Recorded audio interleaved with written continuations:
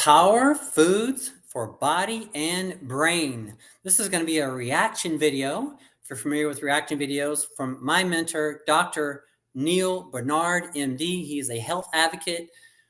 And in the past, when I've done these reaction videos, I've had an issue with volume. So I'm going to let it run for a little bit. I'm going to test out a couple of things. I may have to cut it off and try again, worst case scenario. But this is where I'm just doing my usual studying, and I'm sharing and I'm reacting some things, and maybe you can pick up on some things that can assist you for your best body. Power foods, some suggestions for power foods for your body and brain. And also I'm letting the speed of, because he talks at a nice slow pace, I'm going to bump it up to 1.5 speed, and so that we can get through it a little bit faster and get the content that we're trying to learn from this. Okay, let's give it a roll. Here we go.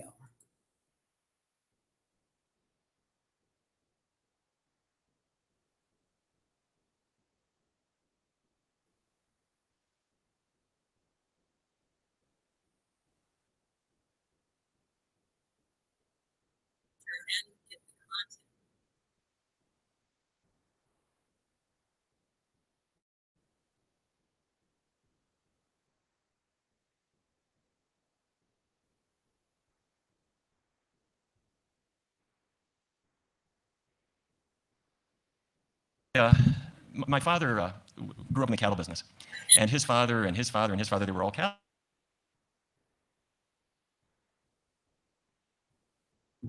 My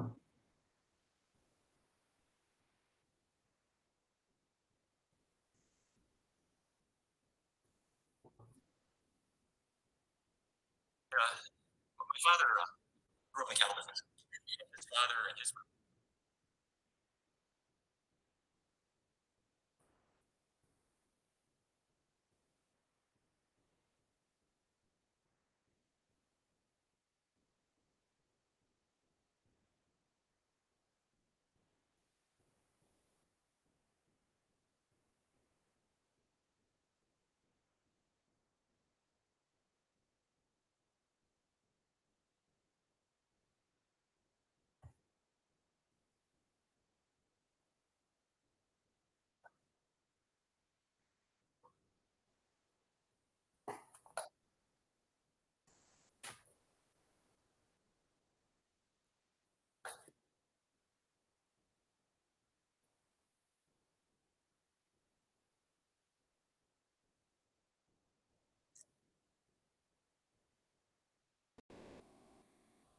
skinniest people, the longest lived people on the planet. What's the dietary staple of Japan?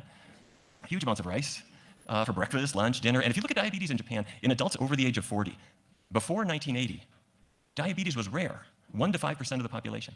But what happened in Japan right around 1980? Anybody know? Skinniest people, the longest lived people on the planet. What's the dietary staple of Japan? Huge amounts of rice for breakfast, lunch, dinner. And if you look at diabetes in Japan, in adults over the age of 40, before 1980, diabetes was rare, 1 to 5% of the population. But what happened in Japan right around 1980?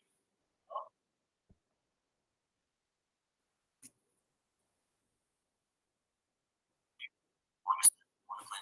Rice for breakfast, lunch, dinner. And if you look at adults over the age of 40, before 1980, diabetes was rare, 1 to 5% happened in Japan right around 1980.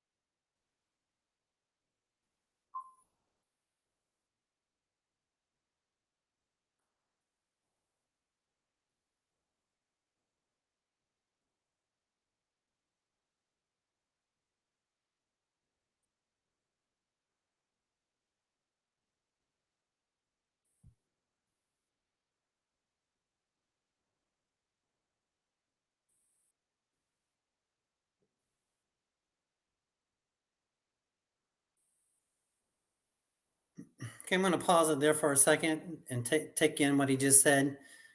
That as a country, and I don't know if you can hear me. I'm sorry, I'm having some just testing some volume issues. We'll get through it, and I'll get better over time. Because when doing a reaction video, playing the volume off the computer is kind of my setup isn't quite where I would need it to be yet to sound just right. But what he's saying there is that our country has led more to meat, cheese, dairy, and that kind of stuff. And that's one of the reasons why he feels like we have higher obesity. And it's not for just a lack of exercise, it's more for what people are eating.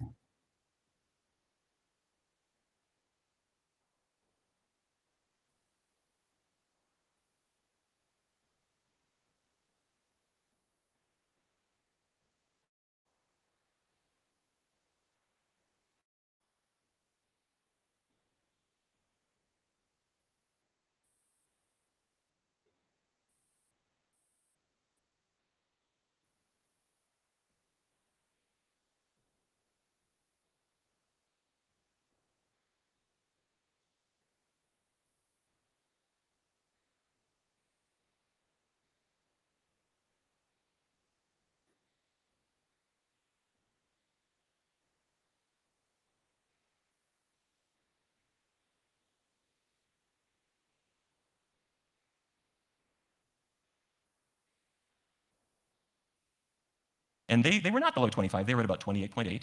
And the next group was semi-vegetarians, meat less than once a week, a little skinnier. The third group, pesco vegetarians, pesco meaning, okay, no meat except fish, a little thinner. Then lacto-ovo vegetarians, lacto meaning, okay, dairy products, ovo, eggs, okay, no meat, but dairy and eggs. And what's that blue line out on the right? I have to tell my patients that a vegan is not a person from the planet Vegas. But this is a person who doesn't consume animal products at all. And that's the only group that is smack in the middle of the healthy weight range. But this is not why the American Diabetes Association published these data. They were looking at diabetes. And you see the same gradient. The meat eaters have a lot. The vegans have almost none. So that's very impressive. So my research team thought, okay, let's test that diet. Let's bring in people who never thought about doing anything like this before, and let's see what happens. So we brought in a group of people who were it was postmenopausal women with moderate to severe weight problems. And we did not say to reduce calories or avoid carbs. What we said was no animal products and keep oils low. So don't take that bottle of olive oil and go glug, glug, glug, glug, glug, glug, glug all over your pasta. It's going to be low-fat foods. We asked them not to change their exercise, and it was a 14-week study. So what we asked them to eat from was what we call the power plate.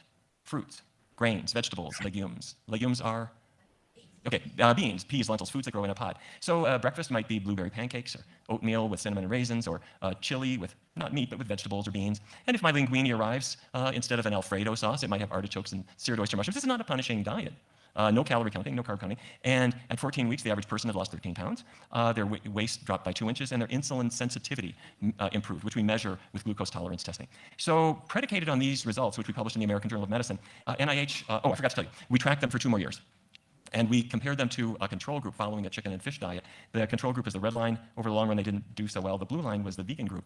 And because you're not starving, there's no reason to overeat. There's no reason for the weight to come back. And it's a one-way street to a healthier waistline.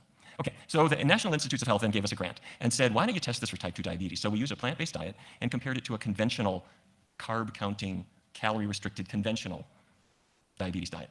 22-week study, so about 5 months, and a year follow-up. We had 99 people, and what we track is something called hemoglobin A1C. If you have diabetes, you know what I'm talking about. What A1C is, if I test your blood glucose, it's going up and down minute by minute, but A1C stays pretty stable.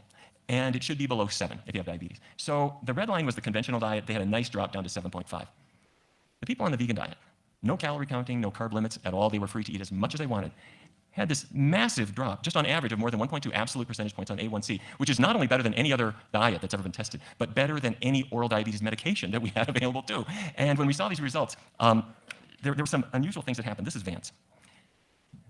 Vance had been a policeman in Washington. His father was dead by age 30. Vance was diagnosed with diabetes at 31, came into CS in his late 30s, and he was randomly assigned to the vegan group. And after about 3 weeks, he said, this is the easiest diet I ever did. You don't tell me to count anything. You don't tell me to not eat stuff. I can eat as much as I want. I just got to learn different kinds of foods. But he said it was easy. Lost about 60 pounds over the course of a year.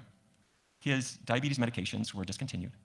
And his hemoglobin A1C was not below 7 to start. It was 9.5, which is terrible. It dropped to 5.3, which is normal. Here's what this means. When I was in medical school, I was taught you can't get normal. Here was a man in front of me, and his lab tests showed that on no medication at all, he had a hemoglobin A1C of a teenager. The diabetes was no longer. Do I tell him? I have to say, I thought about this for a long period of time. Could I tell him he didn't have diabetes anymore? I have to say, as we started to see many, many cases of this, we're quite comfortable telling people that their diabetes is gone.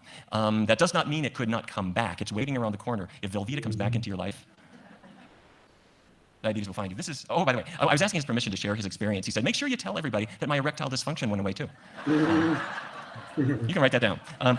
This is Nancy. Same story. She lost about 40 pounds. She stopped her diabetes medications. Her A1C improved. It's still in the diabetic range, but much, much better.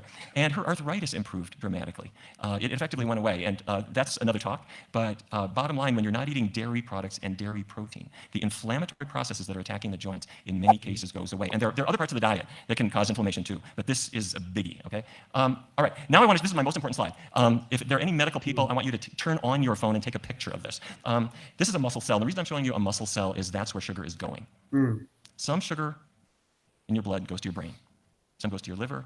Some goes to other parts, but most of it goes to your muscles because it's powering your movements. And so there's the glucose. To get into that cell, it needs a hormone, which is called insulin. And there it is. Insulin is like a key. So here's the insulin. It attaches to that red receptor just like a key in a lock. And once the insulin attaches, it signals those channels to bring in the glucose, and there it is, coming right in.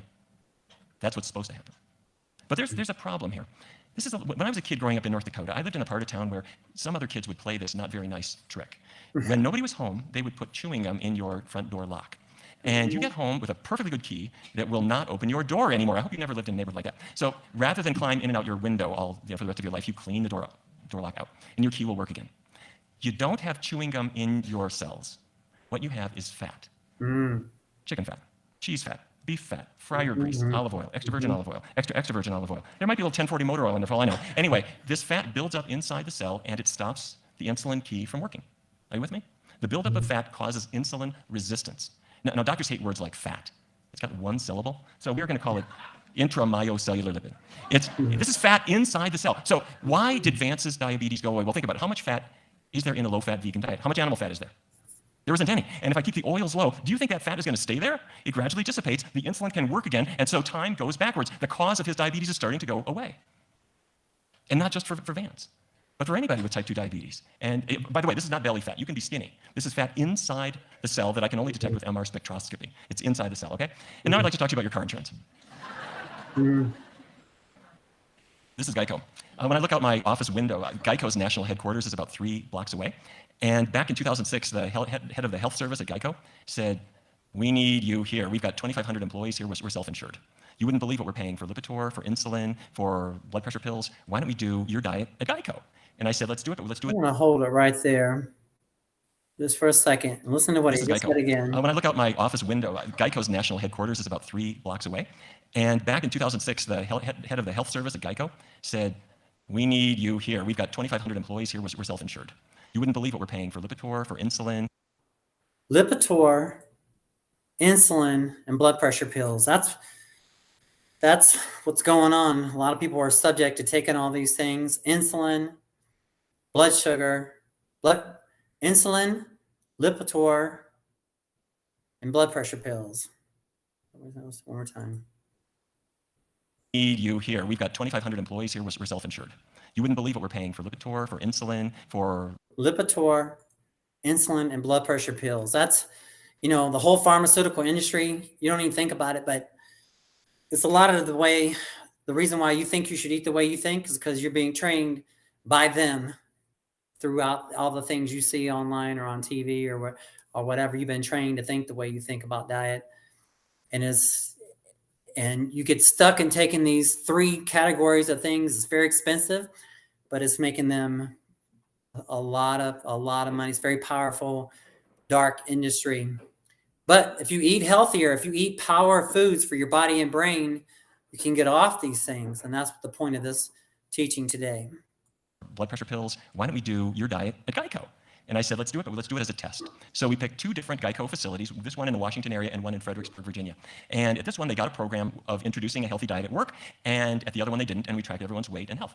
And the idea was that they would once a week get a discussion group at lunchtime on how to begin a vegan diet, if anybody wanted to do it, totally voluntary. And the other thing was that they would get vegan food served in the cafeteria.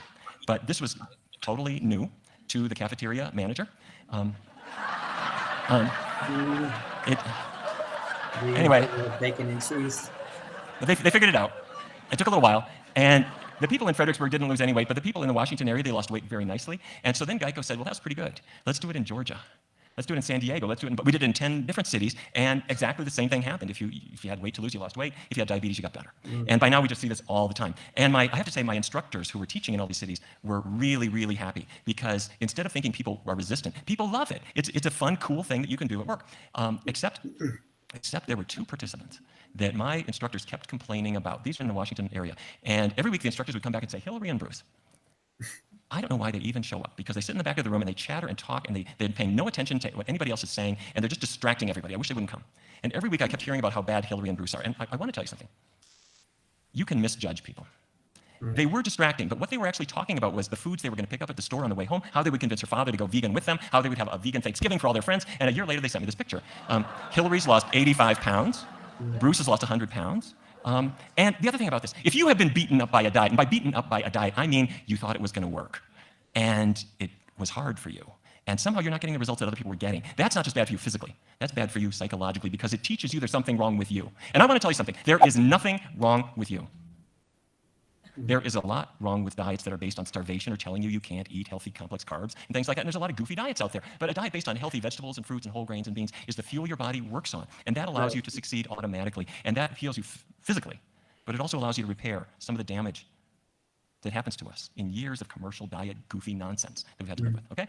All right, so this is a man named Jean Remy, lived in Canada, sent me these pictures because he was at 320 pounds. His doctor said, you've got prediabetes. And his wife heard about the program that we were doing, gave him a book. By the time he got to chapter 4, he'd lost 160 pounds.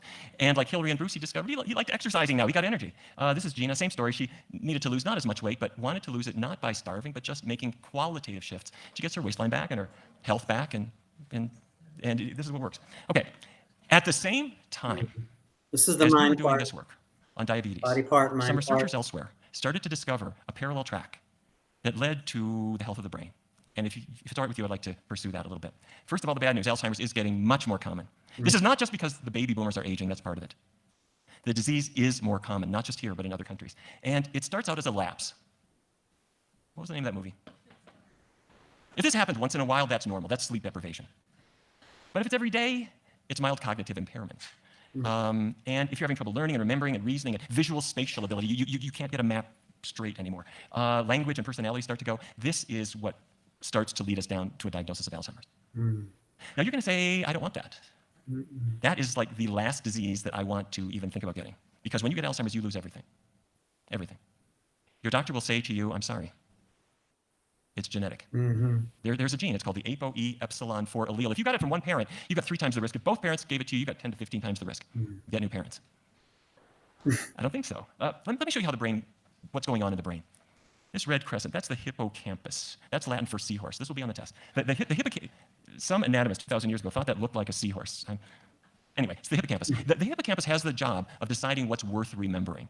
So the waiter comes up to your restaurant table and says, hi, my name is Kelly. I'll be your waiter tonight. And the hippocampus goes, I don't think so. But things that need to be remembered go up to the cerebral hemispheres, and you don't get a new cell for every new fact. What you get is new connections and stronger connections between cells. But if you look into the cerebral hemispheres, you discover that these cells, these normal brain cells, are squishing out protein strands. And these protein strands will get into sort of balls of yarn, or little meatballs that we call beta amyloid plaques. And that doesn't look so good. It's sort of like one of those old-fashioned sausage makers cranking out the strands of protein, and then they collect in these meatballs in the brain. It's a hallmark of Alzheimer's disease.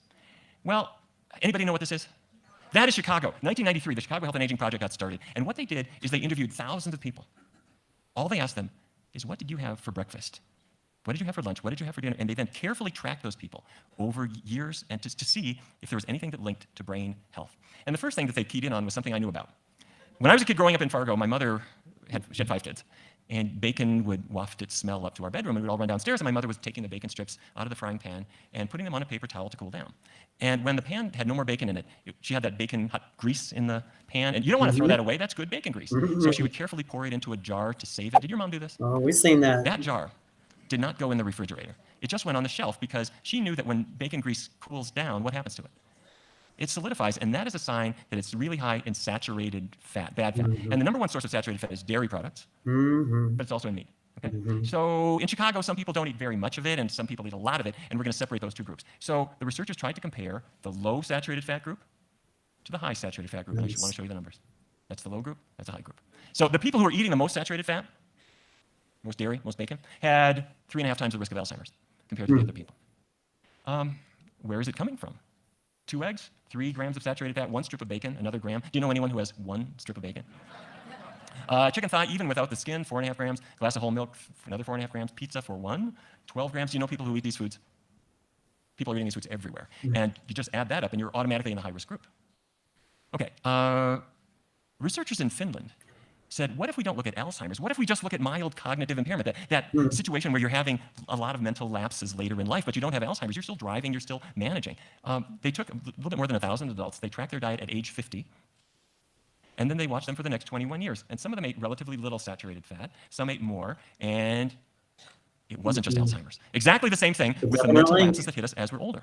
The fattier your diet, the more likely you are to have brain problems. Well, what about that gene? That ApoE epsilon 4 allele. Well, they redid the data looking only at those people. And here we are. Some people had relatively low fat, some high fat, and here's the numbers. Just so that you understand. These are all people at genetic risk.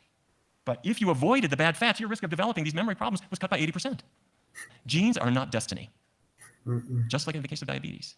The genes for Alzheimer's disease are a committee that's making a real strong suggestion. And now is the time to say, I don't think so.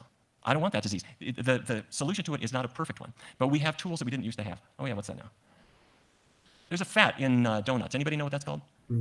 Trans fats, that's right. Some people in Chicago know what a donut is. Some people avoid it, some people eat a lot of it, and I want to show you the numbers. Exactly the same. Okay. So all we're doing is we're adding up the tools. If I'm avoiding the saturated fat, if I'm avoiding the trans fats, I'm cutting my risk dramatically. Are you with me? Okay, now we're just getting started. But why would this be? Researchers at Kaiser Permanente said maybe it's cholesterol. Bad fats raise cholesterol. So they brought in 10,000, not quite 10,000 people, and some of them had a lower cholesterol, a little higher, and a little higher cholesterol, and then they looked at their likelihood of getting Alzheimer's. The higher you up here, that's the more Alzheimer's. You see the obvious pattern. If you have a low cholesterol level, your Alzheimer's risk is relatively low. If you maintain a high cholesterol, your Alzheimer's risk is high. But these cholesterol tests were done when they were 40 years of age, dictating their Alzheimer's risk 3 decades later. Never too early to change, okay? So what else is lurking in those plaques? There's the protein, there's cholesterol, there also are iron and copper. I don't know if that surprises you. If your cast iron pan rusted, if your copper penny oxidizes, well, the same thing happens to iron and copper in your body. We eat iron in meat and a number of foods. Copper is in many foods. It oxidizes in your body. As it oxidizes, it releases free radicals. You know about free radicals. These are the sparks that are attacking your skin, and they're attacking your brain. They're destroying the connections between cells. So cast iron pans, copper pipes, meat, liver, probably the worst of all. Multiple vitamins. The vitamins are fine, up here on these, but they put iron and copper in that you don't need. Now this one, Centrum Silver, says, we know you don't need iron anymore. You're getting plenty from foods. They'll take it out, but they're still loading you up with copper. They're 20 years behind the science. You should be taking a vitamin B12 supplement. That's good. But if you're taking a multiple vitamin, get one that's called vitamins only. No, without the iron and without the copper, you don't need it. You're getting those from foods, okay? All right. So real quick on that, you said take vitamin B12 supplement, and then if you're going to take vitamins, the vitamins only supplement. There's too much, a lot of supplement companies are behind the times on copper and iron. I've been saying, get away from the animal products, eat the healthy natural foods. It sounds kind of like a Mediterranean diet, and it is. And in fact, if you look at Mediterranean regions, those people who have a glass or 2 of wine every day have less Alzheimer's than other people. And it's true. In fact, when I was in college, I think some of my roommates felt that they were on the Mediterranean program. They were doing their best to follow a good, healthy Mediterranean diet. But some researchers said, well, maybe it's not the alcohol that's doing that. Maybe it's the grape. So at the University of Cincinnati, researchers brought in a group of people that had mild cognitive impairment, average age 78, and what they tested was just grape juice. A pint a day, which is a lot, but what they discovered was that in 3 months, their learning was better and their recall was better. Why? I mean, that's too easy. 3 months? Well, think about it. A grape has a rough life. It's sitting on the vine all day under the sun with no protection. Or wait a minute. That purple color, those are anthocyanins. They are powerful antioxidants. They protect the grape. Well, if that's it, maybe other foods that have that same kind of color will do it. Back to the lab. Let's try blueberry juice. And so we brought in a new group of people, gave them a pint a day of blueberry juice, exactly the same benefit. Okay, Blueberries. now, I'm not suggesting that you need to have blueberry juice or grape juice. What I am suggesting is that, what I am suggesting is that those colors aren't just there to be pretty. If you go to the produce aisle of a grocery store, the orange color of carrots or sweet potatoes, you can see that at 100 yards. The red lycopene that's in a tomato, you can see that across the room. The dark purple anthocyanins in blueberries and in grapes and many other foods, you could see that a long ways away. But if your cat came with you, your cat would say, I don't see what you're so excited about. Your cat doesn't have your color or vision. Your cat is a carnivore and is looking for motion in the distance. Cats and dogs have a very acute sense of hearing and of smell, and they're acutely attuned to motion. But the human retina has evolved over time to recognize antioxidants, and the human brain has created a positive valence that says, I want that. Now we take those colors and we put them in an M&M's bag. But the original function is to save your life. Is this making sense? Yes. All right. So food isn't everything. Exercise is important too. And at the University of Illinois, researchers did an interesting thing. They brought in 120 adults, and they asked them to take a brisk walk 3 times a week. And it reversed brain shrinkage, especially in the hippocampus, which is Latin for seahorse. Who's had her asparagus today? That's very good. And it improved their memory. So exercise is good. It gets the oxygen going in the brain, gets the waste products out. So I have my own exercise tips that I would like to share with you. Arrive at the airport as late as possible. Carry massively heavy luggage. Run for the plane. I do this about 2 or 3 times every week. But what they did at the University of Illinois was a little different. They just said 10-minute walk, 3 times a week. Not a trudge, this is a brisk walk. Then add 5 minutes every week, so it's 15, 15, 15, then the next week 20, 20, 20. Once you get up to 40 minutes, 3 times a week, brisk walk, that is the level that reverses brain shrinkage, okay? Imagine what happens if you get the saturated Great fat out, place the to trans fats out, start. the excess metals out, and Getting from the brain, are you getting power? Getting started. It's a Absolutely. great place to start. Just getting started, okay? It's not just physical exercise, it's mental exercise, and you know this already. It started in Canada. Some people in Canada speak 1 language. Some people speak 2. The people who speak 2 languages have a delay of cognitive decline by about 5 years compared to other people. If you speak 3 languages, even better. Your high school French will not help you. You have to be using it today. If you're using it, it will help you, okay? So intellectual activities, documentaries, newspapers, these are all good for you. This is the one I read. Pick out the one that's most meaningful to you. But anything that gets the word machinery working is good for you, okay? Crosswords, anagrams are especially good. I was sitting in a lecture by Dean Ornish. You know Dean Ornish?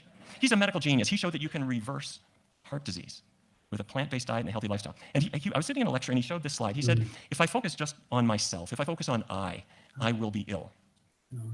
But if I focus on we, if I get the support of a group, I can be well. And he was making a really good point, get group support. But while he was making that point, I was thinking about something completely different, which was, isn't that cool that there's these words hidden in other words, and that's probably good for your brain to see that. So I started taking words like this. And if you rearrange them, it's amazing what you can kind of come up with. And as you do this is helping your gray matter improve, this is helping your white matter get better. And if you do this daily, you're going to see a lot of improvement in your brain. Okay, so now, there are some companies that are making money doing this. You've heard about Lumosity.com. Oh, hi, David. I remember what you ordered last time you were at my restaurant, and you get a tip. Or how many words begin with D-I-G? They're working on memory and reaction time and reasoning 5 minutes a day. I'm not pushing Lumosity. There are many others. But the idea is that these resources are out there for you, okay? Now, the most important thing, whether it's physical exercise or intellectual exercise, the most important thing is to stop. You must stop. You have to go to sleep. Because the first part of the night, when you're asleep, your brain is engaged in what's called slow wave sleep. It's integrating words and facts and experiences. It's like all of the memories and things that came in during the day are a jumble of file folders. You got to stop so they can be filed away. The second half of the night is REM sleep, rapid eye movement. Your brain is sorting out physical skills, like a musical instrument or riding a bike or playing tennis, and emotions in dream. If you're up all night, and if you're night after night just not sleeping well, your memory will be poor and your emotional control will be poor. So there's a physiological substrate. At night, your amyloid, that sausage maker, turns off. It stops cranking out so much amyloid protein. But that only turns off if you go to sleep. Okay? So this is my most important medical device. I don't care how good your book is, 10 o'clock, close it, turn off the light, go to sleep. If you're having problems sleeping, I have a regimen that I use for people that's very, very easy to do, and it's in my book, Power Foods for the Brain, or we can talk about it in the Q&A. It's a very easy thing to do. All right, so what's a healthy diet? Fruits, grains, vegetables, legumes. Let's sit right there and take a snapshot. And we, the Physicians Committee, are some of you members of the Physicians Committee for Responsible Medicine? Thank you if you are. If you're not, please do join us. We're trying to promote a healthier world in many ways, and I'd love for you to hear about what we're doing. But back in 2009, we sent this to the U.S. government and said, the pyramid is a nice shape, but people eat off a Remember that pyramid with the meats and dairy? And you don't need a meat group and a dairy group. These are the foods to emphasize. Well, we didn't hear back from them. So in 2011, we filed a lawsuit against the USDA. And we did hear back from them, and I don't know if you've seen, but this is what the USDA now calls my plate. And they said, okay, fruits, grains, protein, protein could be meat, but it could be beans or tofu or nuts. For the first time in American history, there is no meat group anymore. The dairy group now includes soy milk. It's not perfect, but we're going in the right direction. I'm not taking any credit for this change. It could be a coincidence, but we're making progress. Okay, Yeah. so by now you might be thinking, all right, Dr. Barnard, I get it. If I followed your diet, I'd probably be healthier, but my family would divorce me. I'd have to live in the garage. All the pleasures of life will be gone. How am I going to do this? Well, I want to show you how we do this in research studies. We've done this with hundreds of people, and I've never seen anyone unable to do it. I want to walk you through it. 2 steps. Step 1, check out the possibilities. For the first week, we're not going to eliminate any foods. All we are going to do is try to identify plant-based foods that we genuinely really like. So you take a sheet of paper, and you mark breakfast, lunch, dinner, snack. And you go to Grab the a little store, piece of find paper and recipes, try see this what fits in. if you're interested. Okay. Write down some ideas that you might like. Tastes like wallpaper paste. I got to put some raisins on it and some cinnamon, and now it's good. Blueberry pancakes, that'll work.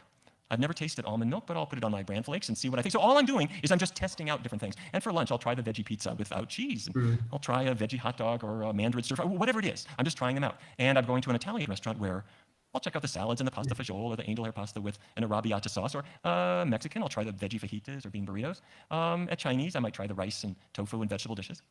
Extra points for Japanese because it's often delicate and very low in oil. So all I'm doing is trying out the plant-based options. And if I happen to go to a submarine sandwich place, would they be willing to make it without meat and cheese?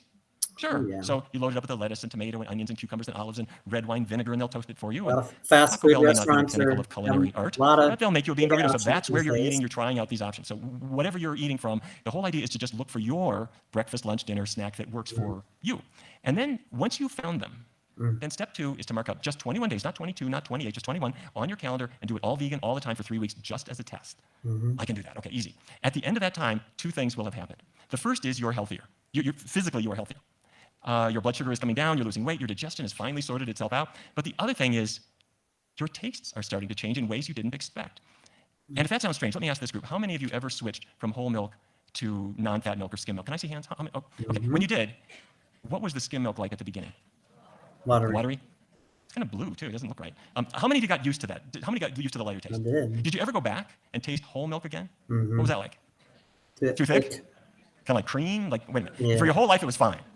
Was. But if you're not tasting it, for about a 3-week period, your taste buds physically change, and they prefer the lighter taste. So if you start a low-fat plant-based diet, for the first week, it will seem light. You're going to think to yourself, do I have to acquire a taste for folk music now? Break out the tie-dye, I'm doing a vegan diet. Well, the second week, it starts to make sense. And by the 3rd week, you've heard that Serena Williams is doing this, and Bill Clinton, I think, and Ellen DeGeneres, and I think Al Gore started doing it. A lot of people are doing this, and there are like 10,000 books, and there are a million websites and DVDs and programs, and a lot of fun products at the store, so it becomes cool. And you discover that all of your friends have adopted you as the nutrition authority. And after about 4 weeks, if you go back and you have a double bacon cheeseburger, what do you discover? It's not the joyful experience that you remember, but it's like being a smoker. If you smoke every other day, you never forget it. But if you've gone without for about 3 weeks, you got power. So that's why we do it this way. If you want transition foods like the veggie burger instead of the meat burger, or instead of Jimmy Dean, there's Gimme Lean, you can do this if you want. So I'm not pushing them, but the meat substitutes are there. We have a free online program called the Kickstart. It's 21 days of menus and recipes and cooking videos. So on day 1, Alicia Silverstone will send you her menus and recipes. I'm not making this up. And a lot of other Hollywood celebrities and athletes will do the same. We've got an app that's also free, 21-day Kickstart. It's all here at pcrm.org. Please sign up. By the way, for those of you who are caregivers, we have it in English, Spanish, Mandarin, and a program for people from the Indian subcontinent. We've had about 450,000 people have used this program, all totally free, no commercial bias whatsoever. And is the world changing? I showed you that meat intake hit an all-time high in 2004, but around 2005, 6, 7, it started to sputter. In 2008, it fell. 2009, it fell. 2010, 2011, it started to fall. And if you do the math, by about 2012, we had dropped about 20 pounds of meat per person per year. If you're an animal person, every 1% drop is 100 million animals who weren't eaten. If you're an environmental person, that's that much feed grain that didn't have to be irrigated. If you're a cardiologist, that's a whole lot of Lipitor you're not using. Bias, whatever. Listen to that one more time. And is the world changing? I showed you that meat intake hit an all-time high in 2004, but around 2005, 6, 7, it started to sputter. In 2008, it fell. 2009, it fell. 2010, 2011, it started to fall. And if you do the math, by about 2012, we had dropped about 20 pounds of meat per person per year. If you're an animal person, every 1% drop is 100 million animals who weren't eaten. If you're an environmental person, that's that much feed grain that didn't have to be irrigated. If you're a cardiologist, that's a whole lot of Lipitor you're not using. So we're not where we need to be, but it is also not your imagination. The world is changing. Things are going in a much better direction. However, I want to tell you something, and this is where I'd like to focus your attention on something where we're facing a serious challenge. Do you remember this? there are a lot of people who are profiting from things that aren't so healthy, and they can say things that sound good in a soundbite, but may not be entirely true. Eat butter, butter's okay. Dairy management, the beef industry, Atkins, there are a lot of people who are spending a lot of time trying to convince you to eat their products. course they are. And their secret weapon is research. Because if I can do a study that says 20% of adolescent girls are low in iron, then I can press release this, and every TV station on the 6 o'clock news will say, a new study shows that women tend to be low in iron, therefore doctors recommend more red meat. Or I could do another study showing that people are low in calcium, so therefore we need cheese and sour cream and milk and dairy products. The industry uses this. They are not fools. This is the Cattlemen's Beef Board. Look at their research budget, $6.7 million per year. Some of that's marketing. A lot of that is things to get on the evening news. They want your kids and your grandkids to buy their products. Now, the Dietary Guidelines Advisory Committee, did you see this earlier this year? This is a group picked by the federal government to decide what Americans should eat. And they put out a report that said there's available evidence shows no relationship between consumption of dietary cholesterol and serum cholesterol. Cholesterol is not a nutrient of concern for overconsumption. In other words, we can finally go back and have what we have been craving, which is this egg. And this is apparently the most important thing in our lives. And we can stuff it down our gullet. In fact, if cholesterol doesn't matter, why stop there? We can have sausage again. And this is what Americans over the last several months have started to think. A Gallup poll earlier last month showed that Americans are less worried about food than they ever were. And not just this. We can eat salt, we can eat sugar, we can eat all this stuff. Who cares? Well, I took a look at a research study that happened to be published by one of the members, Alice Lichtenstein, who's a good researcher at Tufts University. She published a study looking that I believe they relied on. And they showed that dietary cholesterol has really only a very modest effect on your blood cholesterol. So in other words, are you with me? If you're eating a lot of eggs and other high cholesterol foods, according to this study, it's not really doing much to the cholesterol in your blood. So don't worry about it. Well, that's the headline, but killjoy that I am, I got a hold of this study. And it was a review of 12 prior studies, and here they are. This won't be on the test. Don't try to read this, but there's 12 of them. These are the sponsors. Can you see that? 11 of the 12 are industry. 10 are the egg industry, and 1 is fisheries. That's Hope this makes sense to you. Now skip with the interventions. But what I put here, I put U if they found an unfavorable effect of the eggs on your cholesterol level. I put F if it had a favorable effect. And in some cases, for statisticians, it was statistically significant, in others less so. But do you see the pattern? In virtually every single study, if you're feeding eggs or eating shrimp or whatever, your blood cholesterol does go up. It goes up a little bit or it goes up a lot. And that's what people weren't seeing. 92% of cholesterol studies are funded by industry. This was not the case back in the 50s and 60s. What has happened? What has happened is that by 1990, 1995, it was clear cut. Cholesterol in foods, about half of it is absorbed into your blood. It makes your blood cholesterol rise. End of story. The federal government stopped doing research on it. It's like they stopped doing studies to see if smoking causes lung cancer. It just does. Stop studying it. The only people who fund research now are the egg industry, and to some extent the shrimp industry, to try to make a case that it doesn't matter. And if I bring in relatively small groups of participants, I can get results that aren't statistically significant. I can say it could be just chance. And they do a lot of these studies. They say it's just a chance finding. It's not significant. And then they send these to good researchers to say, it's just small. It doesn't matter. You can forget about it. This is a lie. Okay? Very misleading. There are 5. Are you with me? Is this making sense? There are 5 steps for winning this battle. The first is you have to use research strategically. And I mean good, solid, well-conducted, honest research. Secondly, you need to bring nutrition into medical education and care. You shouldn't be able to walk out of your doctor's office without the doctor saying, are you smoking? And tell me about what you're eating. The doctor doesn't have to give you an hour nutrition lecture, but the doctor has to know where to refer you to and to give you those resources. And if the doctor doesn't, they're not doing their job. It needs to involve the insurers so that they're in the game, and it needs to involve schools, and it needs to involve businesses. So we did this at Geico, but there isn't any reason that every business can't say, you know, if we can cut our healthcare costs, we're going to be more competitive. My cars in Detroit can compete with cars in Japan if I'm not spending $2,000 per car on Viagra, number 1, Lipitor, blood pressure medicines, diabetes medicines. All of those are related to diet, okay? Every business in America could say, lunchtime, you can have a class on Wednesdays. Now, this is a little bit bigger. This is one of our classes, a little bit bigger than we like, but you can do this. We did it at Geico. We've done it at the Power Company in Washington. We've done it all kinds of places. Once you bring this stuff into work, you can revolutionize your workplace. Now, when it comes to research studies, I'm going to tell you what we need. We need meta-analyses that pull all the data together because in 5 years' time, the Dietary Guidelines Advisory Committee is meeting again, and that's what they're going to look for. So if the egg industry is buying them, that's what they're going to get. We at the Physicians Committee, this is what we do. And this is what has to be done. You need good clinical trials on diabetes, on Alzheimer's disease, on hypertension, and you need exploratory studies. So if rheumatoid arthritis is something that maybe doesn't have to be treated by drugs, but can be treated by diet, let's study that and not wait for just another drug trial. That's what we need to do. Now, the last thing that I just want to say is we can get there because we've been here before. A generation ago, I was sitting in a meeting in my hospital, the George Washington University Hospital. We were deciding whether or not we should ban smoking. We sold cigarettes in the gift shop. I bought them. My head of surgery bought them. We would walk down the corridor to the doctor's lounge smoking cigarettes. Our patients smoked in bed. And that you remember this time, we decided we're going to ban smoking, and every other hospital did the same thing, and every restaurant, and every airline, and every government building, and every business said, you can't smoke here. And that became the greatest gift to every smoker who wanted to quit but needed some support. And now it can be a February morning in Washington, D.C. There's some guy shivering in his shirt sleeves outside, finishing his cigarette before he's allowed into his non-smoking building.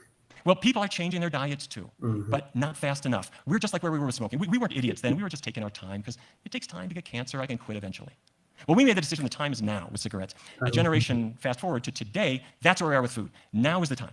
Now's the time. Because we don't do anything. Our kids are at risk. Everyone we love is at risk, and we are at risk. But we can make these changes. And the way to do it is to have fun with it. Try new foods, new recipes, new books, new DVDs, new explorations, a new restaurant. Try it out. If you have a dud, who cares? We're having fun with this. And then if you find something you like, share it at work, share it with schools, share it with people you love, share it with a letter to the editor, share it with a call to your member of Congress about what foods we subsidize. If we make enough noise, yes, there are industries that profit from this, but there are more doctors, nurses, dietitians, worried parents, worried principals and teachers. Our problem is we're quiet.